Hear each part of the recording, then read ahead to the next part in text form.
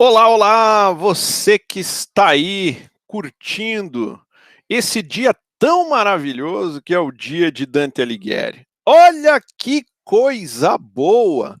E você tirou esse dia exatamente para curtir um pouquinho novas formas de fazer representação, novas formas de elaboração de pintura. Pois bem, eis-me aqui, eu sou o professor André Luiz, sou formado em licenciatura em desenho, bacharelado em pintura e licenciatura em história.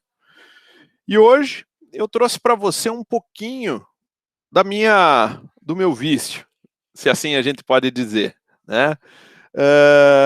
Eu gosto muito de fazer retrato, né? E gosto muito da pintura tradicional. Então hoje eu trouxe para você um dos muitos métodos de se elaborar uma pintura em óleo sobre tela de um retrato, do gênero retrato.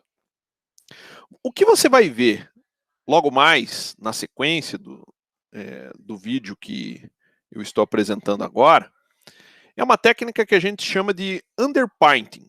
Significa o quê? É uma camada de base, tá?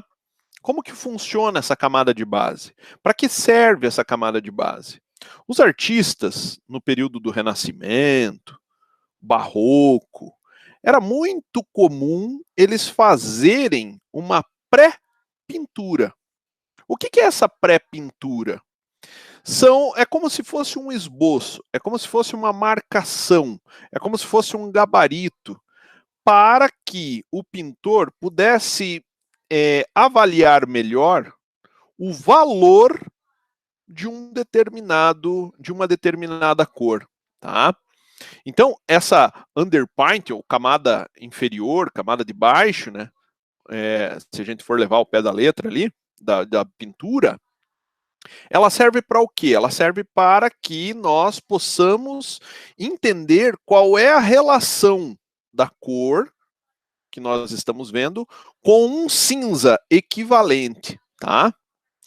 Se você quer saber mais sobre isso, depois que você visualizar minha singela demonstração, espero até com tudo que ela possa contribuir de alguma forma para os seus estudos, vale a pena você mergulhar na teoria de Munsell.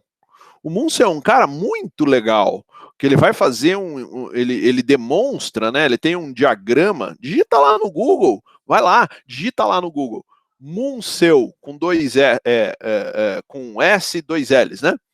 Digita ali e você vai ver que ele faz uma espécie de um disco cromático, ou seja, com todas as cores. Então ali você tem os matizes, né? Agora pense, imagine uma pizza, tá?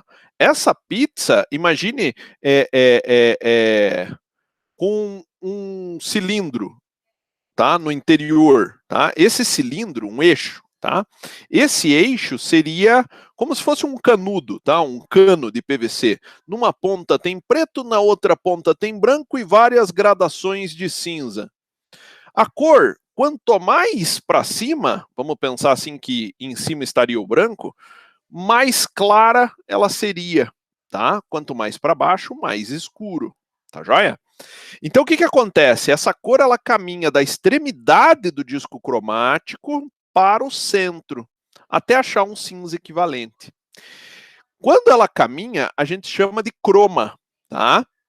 E os valores, então valor é a escala de cinzas. Então são três elementos que para você que vai fazer uma pintura, você não pode esquecer.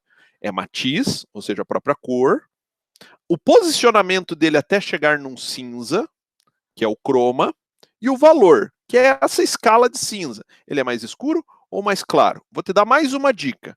Pense assim, ó, dá uma serradinha nos olhos quando for analisar a cor que você vai fazer.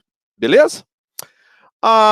O processo, né, a demonstração que eu vou fazer agora aqui, que você vai contemplar na sequência, é uma reprodução do retrato do Dante Alighieri, né, elaborado por Sandro Botticelli em 1495, o Quattrocento, quase um Cinquecento ali, né?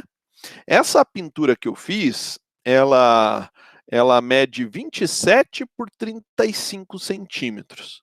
Eu espero que você goste, tá?